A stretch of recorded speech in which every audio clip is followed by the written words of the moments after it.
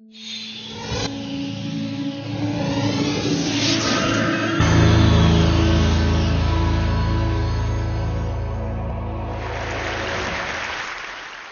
talk about billions. Let's talk about past and future billions. We know that about 106 billion people have ever lived, and we know that most of them are dead. And we also know that most of them live or lived in Asia, and we also know that most of them were or are very poor, did not live for very long. Let's talk about billions. Let's talk about the $195,000 billion of wealth in the world today.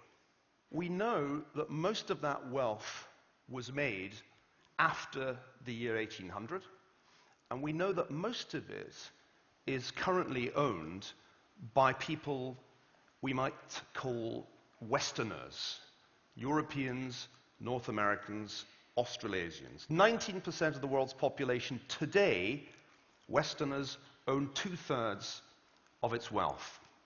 Economic historians call this the Great Divergence. And this slide here is the best simplification of the Great Divergence story I can offer you. It's basically two ratios of per capita GDP, per capita gross domestic product, so average income. One, the red line, is the ratio of British to Indian per capita income, and the other, the blue line, is the ratio of American to Chinese. And this chart goes back to 1500. And you can see here that there's an exponential great divergence. They start off pretty close together. In fact, in 1500, the average Chinese was richer than the average North American. When you get to the 1970s, which is where this chart ends, the average Briton is more than 10 times richer than the average Indian. And that's allowing for differences in the cost of living. It's based on purchasing power parity. The average American is nearly 20 times richer than the average Chinese by the 1970s. So why? This wasn't just an economic story. If you take the 10 countries that went on to become the Western empires, in 1500 they were really quite tiny. 5% of the world's land surface, 16% of its population, maybe 20% of its income. By 1913, these 10 countries plus the United States controlled vast global empires. 58% of the world's territory, about the same percentage of its population, and a really huge, nearly 3/4 share of global economic output. And notice, most of that went to the motherlands, to the imperial metropoles, not to their colonial possessions. Now, you can't just blame this on imperialism, though many people have tried to do so, for two reasons. One, empire was the least original thing that the West did after 1500. Everybody did empire. They beat pre-existing Oriental empires, like the Mughals and the Ottomans. So it really doesn't look like empire is a great explanation for the Great Divergence. In any case, as you may remember, the Great Divergence reaches its zenith in the 1970s, some considerable time after decolonization. This is not a new question. Samuel Johnson, the great lexicographer, posed it through his character Rasselas in his novel Rasselas, A Prince of Abyssinia, published in 1759. By what means are the Europeans thus powerful, or why, since they can so easily visit Asia and Africa for trade or conquest, cannot the Asiatics and Africans invade their coasts, plant colonies in their ports, and give laws to their natural princes? The same wind that carries them back would bring us thither. That's a great question. And you know what? It was also being asked at roughly the same time by the Westerners, by the people in the rest of the world, like Ibrahim Mutafarrika, an Ottoman official, the man who introduced printing very belatedly to the Ottoman Empire, who said in a book published in 1731, "Why do Christian nations, which were so weak in the past compared with Muslim nations, begin to dominate so many lands in modern times and even defeat the once victorious Ottoman armies?" Unlike Rasselas, Muteferica had an answer to that question, which was correct. He said it was because they have laws and rules invented by reason. It's not geography. You may think we can explain the Great Divergence in terms of geography. We know that's wrong because we conducted two great natural experiments in the 20th century to see if geography mattered more than institutions. We took all the Germans, we divided them roughly in two, and we gave the ones in the East communism. And you see the result. Within an incredibly short period of time, people living in the German Democratic Republic produced Trabants, the Trabi, one of the world's worst ever cars, while people in the West produced the Mercedes-Benz. If you still don't believe me, we conducted the experiment also in the Korean peninsula, and we decided we'd take Koreans in roughly the same geographical place, with, notice, the same basic traditional culture, and we divided them in two, and we gave the Northerners communism, and the result is an even bigger divergence in a very short space of time than happened in Germany. Not a big divergence in terms of uniform design for border guards, admittedly, but in almost every other respect, it's a huge divergence. Which leads me to think that neither geography nor national character, popular explanations for this kind of thing, are really significant. It's the ideas, it's the institutions. This must be true because a Scotsman said it, and I think I'm the only Scotsman here at the Edinburgh TED, so let me just explain to you that the smartest man ever was a Scotsman. He was Adam Smith, not Billy Connolly, not Sean Connery. Though he is very smart indeed. Smith, and I want you to go and bow down before his statue in the Royal Mile. It's a wonderful statue. Smith, in The Wealth of Nations, published in 1776, that's the most important thing that happened that year. You bet. There was a little local difficulty in some of our minor colonies, but China seems to have been long stationary and probably long ago acquired that full complement of riches which is consistent with the nature of its laws and institutions. But this complement may be much inferior to what with other laws and institutions the nature of its soil, climate, and situation might admit of. That is so right and so cool, and he said it such a long time ago. But, you know, this is a TED audience, and if I keep talking about institutions, you're going to turn off. So I want to translate this into language that you can understand. Let's call them the killer apps. I want to explain to you that there were 6 killer apps that set the West apart from the rest. And they're kind of like the apps on your phone, in the sense that they look quite simple. They're just icons, you click on them.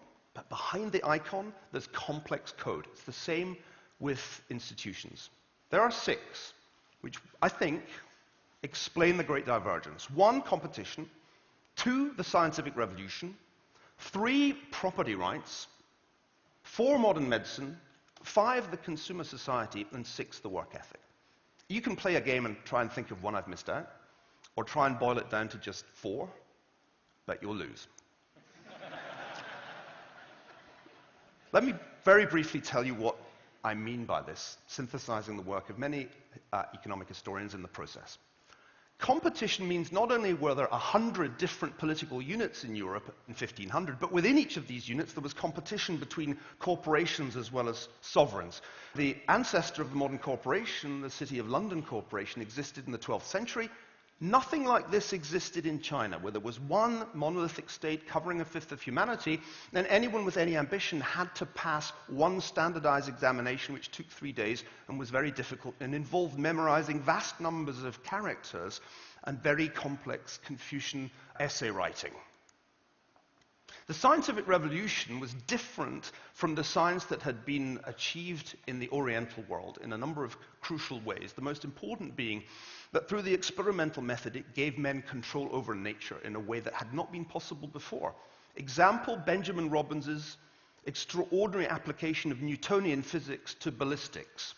Once you do that, your artillery becomes accurate.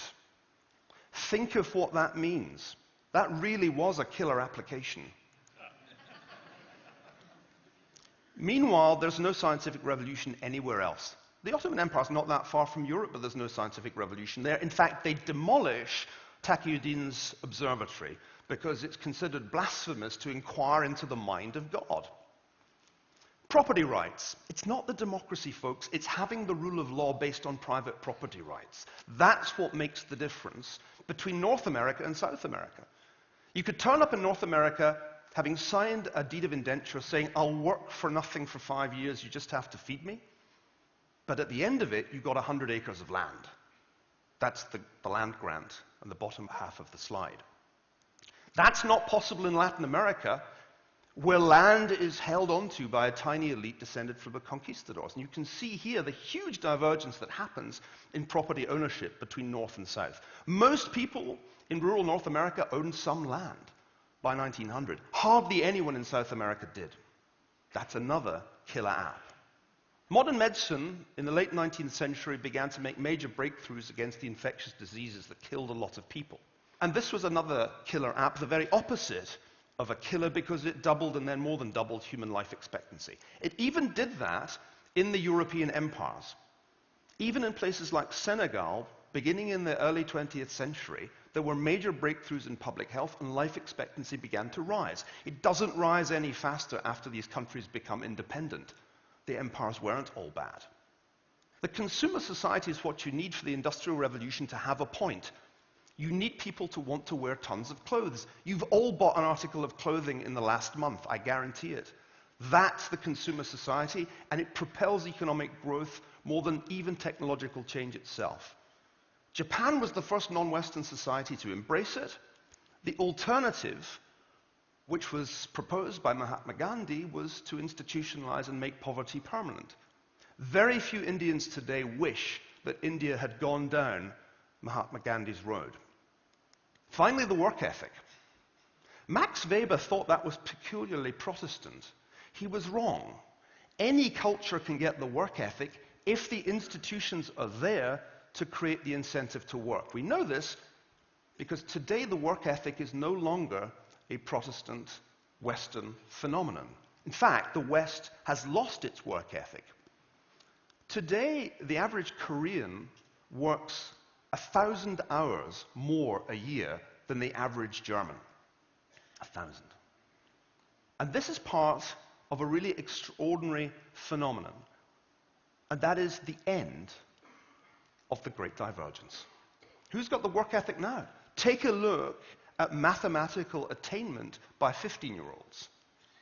At the top of the International League table, according to the latest PISA study, is the Shanghai district of China. The gap between Shanghai and the United Kingdom and the United States is as big as the gap between the UK and the US and Albania and Tunisia. You probably assume that because the iPhone was designed in California but assembled in China, that the West still leads in terms of technological innovation. You're wrong.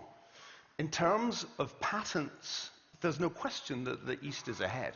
Not only has Japan been ahead for some time, South Korea has gone into third place, and China is just about to overtake Germany. Why? Because the killer apps can be downloaded. It's open source.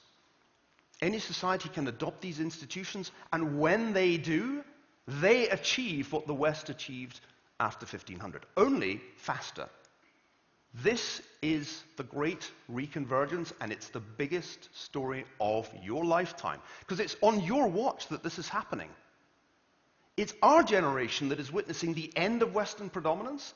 The average American used to be more than 20 times richer than the average Chinese. Now it's just 5 times, and soon it will be 2.5 times.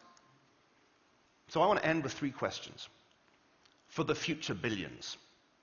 Just ahead of 2016, when the United States will lose its place as #1 economy to China.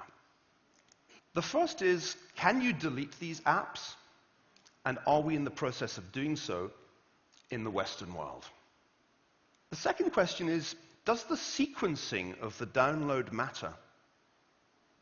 And could Africa get that sequencing wrong?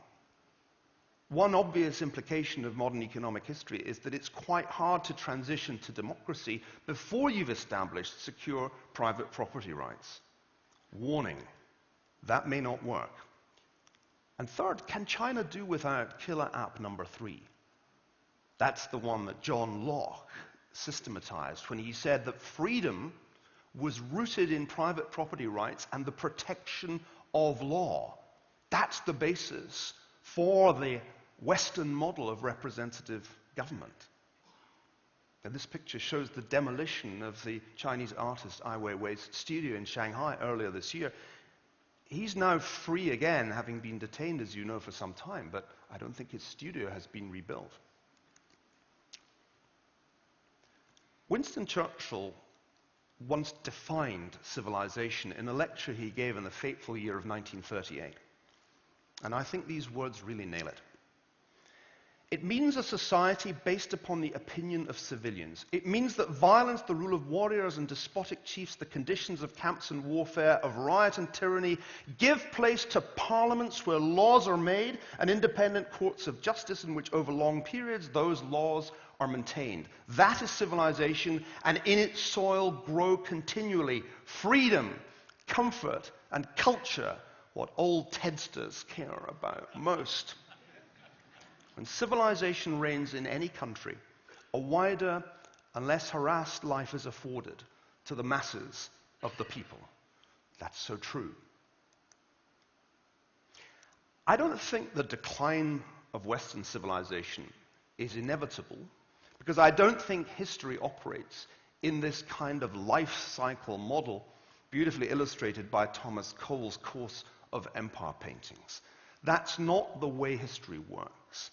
That's not the way the West rose, and I don't think it's the way the West will fall.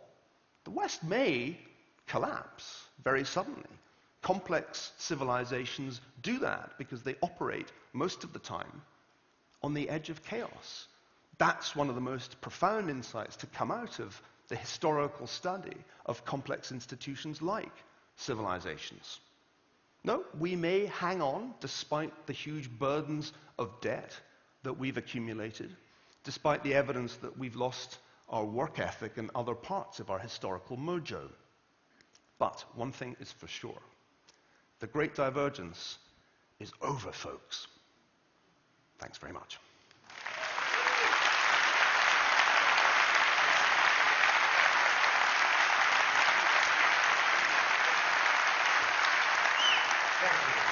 Thank you.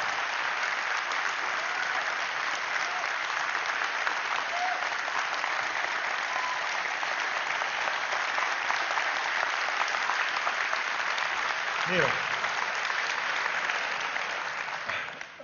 I'm just curious about your take on the other region of the world that's booming, which is Latin America. What's your views on what's your view on that? Well, I really am just talking about the rise of the East. I'm talking about the rise of the rest, and that includes South America. I once asked one of my colleagues at Harvard, hey, is South America part of the West?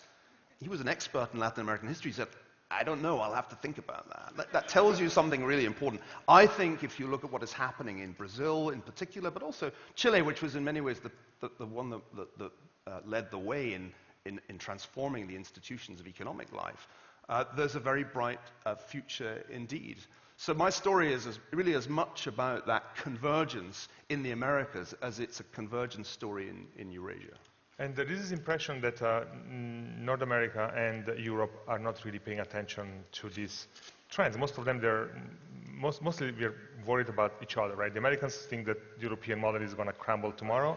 The Europeans think that the American budget is going to explode tomorrow, and that's all we seem to be caring about recently. I think the fiscal crisis that we see in the developed world right now on both sides of the Atlantic is essentially the same thing, taking different forms in terms of political culture. And it's a crisis that has its structural facet. You know, it's partly to do with demographics, but it's also, of course, to do with the massive financial crisis that followed excessive leverage, excessive borrowing in the private sector. That crisis, which has been the focus of so much attention, including by me, I think is an epiphenomenon. The financial crisis is really a relatively small historical phenomenon, which has just accelerated this huge shift, which ends half a millennium of Western ascendancy. I think that's its real importance. Neil, thank you. Thank Neil you very Ferguson. much, Bruno. Thank you.